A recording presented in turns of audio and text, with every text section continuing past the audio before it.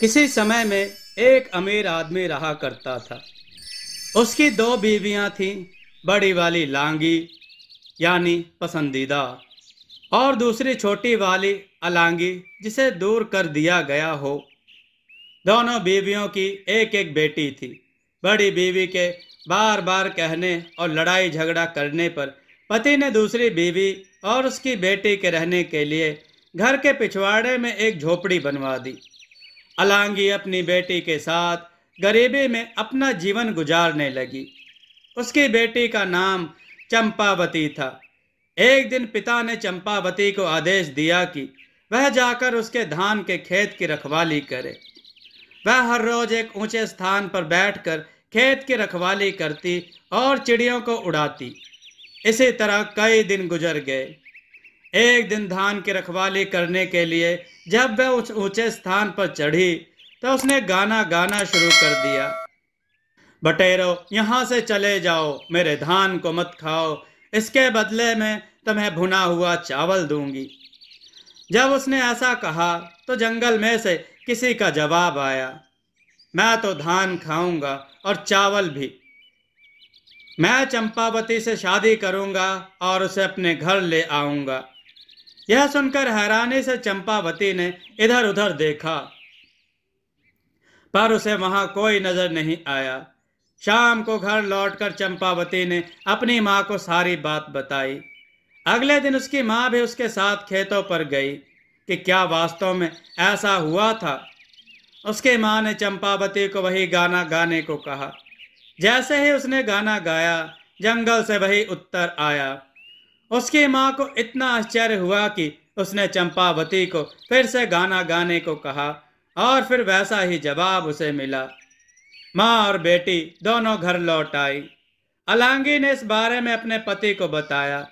तब अगले दिन वह अलांगी चंपावती और कुछ पड़ोसियों के साथ खेत पर गया। जब चंपा से गाने को कहा गया तो उसने वैसा ही किया। फिर से वही जवाब आया। जवाब कौन दे रहा है यह जानने के लिए वे सब जंगल में गए, पर वहां उन्हें कोई दिखाई नहीं दिया। इसके बाद चंपा के पिता ने जंगल की तरफ देखते हुए कहा, अगर तुम सच में चंपावती से शादी करना चाहते हो तो हमारे सामने आओ। मैं वादा करता हूं कि उसके साथ तुम्हारी शादी कर दूंगा। यह सुनकर एक विशालकाय गौरीला निकला। लोग उसे देखकर डरकर भागने लगे, पर चंपा के पिता ने उन्हें समझाया कि डरे नहीं, यहीं रुके रहे। तो वे सब वापस आ गए। उसने गौरीला को अपने घर आने का निमंत्रण दिया। अलांगी और उसकी बेटी दोनों जोर जोर से रोने लगी। अलांगी ने अपने पति से विनती की कि वह चंपावती की शादी गौरीला से ना करे, पर लांगी की सलाह पर उसने गौरीला से चंपावती की शादी कर दी और अपनी पत्नी, बेटी और दामाद के रहने के लिए एक नए घर की व्यवस्था भी कर दी। लांगी यह सोचकर बहुत खुश हुई कि अब रात को गौरीला चंपावती को मारकर खा जाएगा। गौरीला को चंपावती के साथ एक ही कमरे में रखा गया, यह सोचकर कि अब वह उसे खा जाएगा। चंपावती ईश्वर से प्रार्थना करने लगी। अगली सुबह उसकी माँ घबराई हुई जब चंपावती के कमरे में गई तो देखा कि उसकी बेटी तो सोने के आभूषणों से सजी हुई है, पर गौरीला उसे कहीं नहीं दिखाई दिया। जब माँ ने बेटी को जगाया तो स्वयं को सोने के आभूषणों से सजी देख उसकी खुशी का ठिकाना न रहा। यह सोचकर कि अब तक तो गौरीला चंपा को निगल गया होगा, जब पिता अपनी बड़ी पत्नी के साथ वहां आया तो उसे सोने के आभूषणों से चमकते देखकर हैरान रह गया। यह देखकर लालची लांगी को बहुत ईर्ष्या हुई और उसने अपने पति से जिद की कि वह उसकी बेटी के लिए भी गौरीला को लेकर आए। तब वह बहुत सारे आदमियों को लेकर घने जंगल में गौरीला को ढूंढने निकल गया। उन्हें एक गौरीला मिला तो वह उसे घर ले आया। लांगी ने भी अपनी बेटी की शादी गौरीला से कर दी। चंपावती की तरह उसकी बेटी को भी गौरीला के साथ सोने के लिए भेज दिया गया। लांगी पूरी रात यह सोचकर खुश होती रही कि अब उसकी बेटी भी सोने के आभूषणों से लज जाएगी। सोने के बजाय वह पूरी रात उनके कमरे के बाहर ही बैठी रही। लेकिन गौरीला ने तो उसकी बेटी को पूरी तरह से मार कर खा लिया। बेटी ने कमरे के अंदर से अपनी माँ से कहा, माँ अब मैं गई, अलविदा माँ। माँ ने बाहर से जवाब दिया, मेरी बच्ची, मेरा दामाद तुम्हें सजा रहा है। धीरे धीरे जब गौरीला ने बेटी को पूरी तरह से खा लिया तो उसकी आवाज आनी बंद हो गई। माँ ने सोचा कि आभूषण पाकर मेरी बेटी खुश हो गई है और सो गई है। यह सोचकर वह भी खुशी खुशी सोने चली गई। सुबह वह दौड़ी दौड़ी अपनी बेटी के पास आई, पर उसे वह कहीं दिखाई नहीं दी। गौरीला बड़े आराम से वहां लेटा आराम कर रहा था। अलांगी की बेटी को खाने के बाद उसका पेट फूला हुआ था। यह देखकर उसे एहसास हुआ कि क्या हुआ है और वह दहाड़े मार कर रोने लगी। उसके रोने की आवाज सुनकर पति दौड़ा दौड़ा आया और पूछा कि क्या हुआ। जब उसे सच का पता चला तो वह सिर पकड़कर वहीं जमीन पर बैठ गया। अलांगी और चंपावती भी रो रही थी। सारे गांव वालों ने पति पत्नी का बहुत मजाक उड़ाया और उनके लालच पर उन्हें धिक्कारा। सब लोगों ने मिलकर बेटी के शव को गौरीला के पेट से बाहर निकाला और उसका दाह संस्कार कर दिया। इसके बाद तो लांगी और उसके पति को अलांगी और चंपावती से इतनी नफरत हो गई कि वे दोनों उनसे पीछा छुड़ाने का तरीका सोचने लगे। एक दिन वे अपने हथियारों के साथ उन्हें जबरन घसीटते हुए जंगल में ले गए। उन्हें बेहोश कर वे उन्हें मारने ही वाले थे कि तभी एक गौरीला वहां आया और उसने उन दोनों दुष्टों को मारकर खा लिया। गौरीला ने बेहोश मां बेटी को उठाया और जंगल में ले गया। अगले दिन जब वे उठी तो रोने लगी। एक अनजान जगह पर उन्हें डर लग रहा था। गौरीला ने उन्हें दिलासा देते हुए कहा, तुम दोनों को चिंता करने की जरूरत नहीं है, मैं तुम्हें यहाँ लाया हूँ। फिर उसने रात की घटना उन्हें बताई। सच जानकर दोनों ने कृतज्ञता प्रकट की। उसके बाद से तीनों खुशी से जंगल में ही रहने लगे। कुछ दिनों बाद अलांगी अचानक बीमार पड़ गई और उसकी मृत्यु हो गई। चंपावती अकेली रह गई। एक दिन जब गौरीला बाहर गया हुआ था तब एक बूढ़ी स्त्री वहां आई। चंपावती ने लंबे समय से किसी मनुष्य को देखा नहीं था। उसने बहुत सम्मान के साथ उस स्त्री का स्वागत सत्कार किया। तब उस स्त्री ने उसकी सेवा से खुश होकर बताया, जो गौरीला तुम्हारा पति है वह असल में एक देवता है। वह हर रात तुम सो गई हो या नहीं यह देखने के लिए तुम्हें चुटकी काटता है और फिर अपने गौरीला का चोला उतार कर स्वर्ग में चला जाता है। वहां कुछ समय वह अन्य देवताओं के साथ व्यतीत करता है। अगर तुम अपने पति को देवता के रूप में देखना चाहती हो तो रात को सोने का नाटक करना, पर सोना मत। जब वह अपना चोला उतार कर स्वर्ग जाए तो तुम उसके चोले को आग में जला देना। जैसे ही तुम उसका चोला जलाओगी उसे अपने बदन में जलन का एहसास होगा। तब तुम तुरंत पंखा कर देना और उसे आराम करने देना। जल्दी ही उसे नींद आ जाएगी। सुबह तुम उसे माला पहनाकर उसका अभिवादन करना।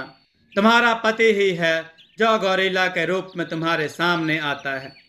यह बात सुनकर चंपावती की खुशी का ठिकाना न रहा। उसने उसे घड़ा भरकर सोना और चांदी दिया। उसने वैसा ही किया जैसा कि बूढ़ी स्त्री ने बताया था और उसके बाद वे कई महीनों तक सुखमय जीवन बिताते रहे। एक दिन जब उसका पति घर में नहीं था तब वही बूढ़ी स्त्री साधु के रूप में आई। चंपावती ने उसका स्वागत करने के बाद उसके आने का कारण पूछा। वह चालाकी से बोली, मैं तो तुम्हारी भलाई के लिए ही यहाँ आई हूँ। कल दोपहर तुम अपने पति से एक ही थाली में अपने साथ खाना खाने को कहना।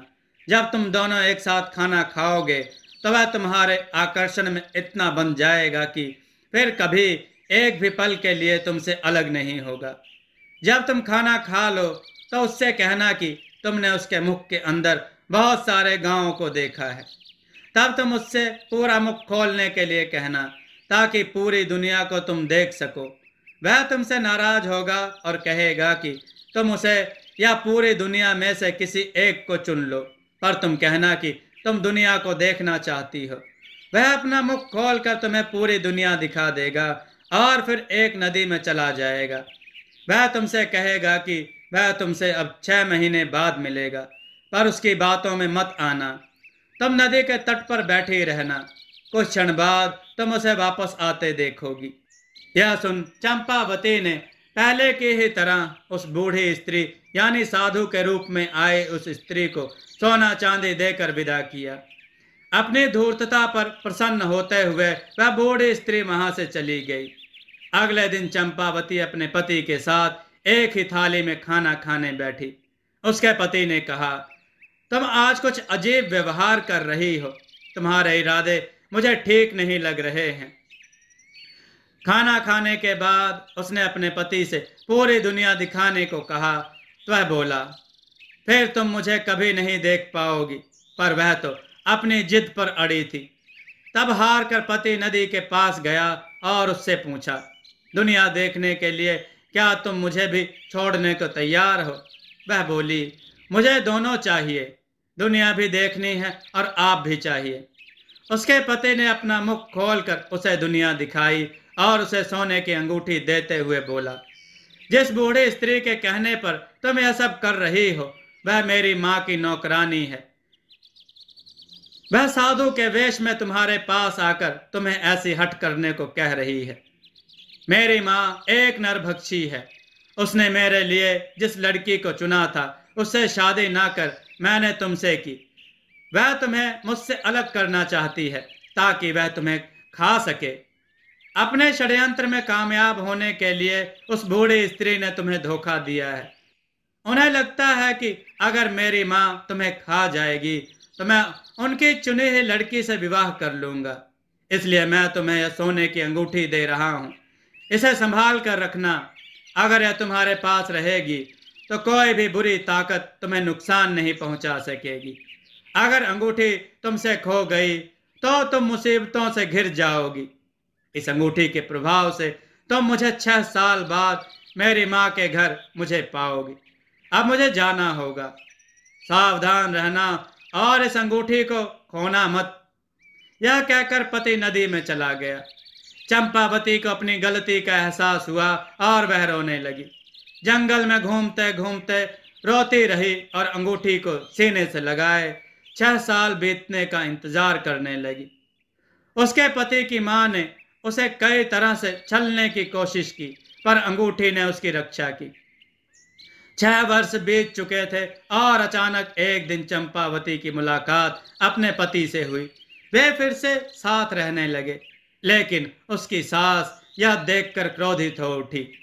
जैसे ही चंपावती अपने पति से मिली, उसकी अंगूठी गायब हो गई। पर चूंकि उसका बेटा चंपावती के साथ था, इसलिए सास उसको किसी तरह से नुकसान नहीं पहुंचा पाई। एक दिन उसने एक पत्र लिखा, यह मेरी सबसे बड़ी दुश्मन है, इसे खत्म कर दो, पर इसके मांस का एक टुकड़ा मुझे भेज देना। उसने वह पत्र चंपावती को दिया और उसे एक राक्षस के पास भेज दिया। सास के आदेश का पालन करने के लिए पति को बिना बताए वह उस राक्षस को पत्र देने चली गई। जब पति घर आया तो उसे कुछ शक हुआ और वह चंपावती के पीछे पीछे गया। उसने उसके हाथ से पत्र छीन लिया और उसे पढ़ा। पत्र पढ़कर उसका गुस्सा 7वें आसमान पर पहुंच गया। वह घर गया और बिना कुछ कहे उसने अपनी मां के प्राण ले लिए। उसके बाद वे दोनों दानवों के उस गांव को छोड़कर चले गए। दूसरे नगर में जाकर अपनी गृहस्थी बसाई और खुशी खुशी रहने लगे। दोस्तों, आपको यह कथा कैसी लगी? अपने विचार और सुझाव कमेंट में जरूर दें। हमारी कथाओं को लाइक करें, हमारे चैनल को सब्सक्राइब करना न भूलें। हमारी कथाओं को शेयर जरूर करें जिससे लोगों को अच्छा ज्ञान प्राप्त हो। जय श्री राम भक्तों।